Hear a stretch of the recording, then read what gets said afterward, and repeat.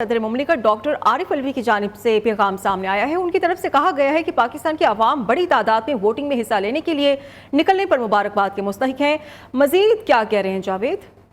जी बिल्कुल, सदर मुमलिकत ने समाजी राब्ते की वेबसाइट पे पैगाम दिया है और उन्होंने पाकिस्तान की आवाम को मुबारकबाद दी है। खासतौर पे खवातीन को उन्होंने कहा कि जो शदीद मुश्किलात के बावजूद बड़ी तादाद में बाहर निकली और जमहूरियत की मजबूती के लिए अपना वोट कास्ट किया।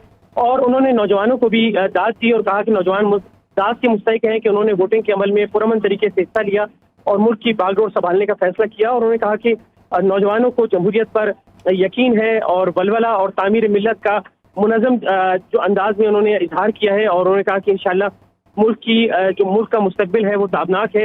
उन्होंने कहा कि शदीद माली बहरान से निकलने के लिए मुल्क मुश्किल फैसले करने और माजी की तर्जीहों को दूर करने के लिए एक हकीकी मैंडेट जरूरी था जो नजर आ रहा है। और सदर मुमलिकत ने कहा कि हमें इस पुरजोश जज्बे का जश्न मनाना चाहिए और दुनिया को पाकिस्तान का ये खूबसूरत चेहरा दिखाना चाहिए।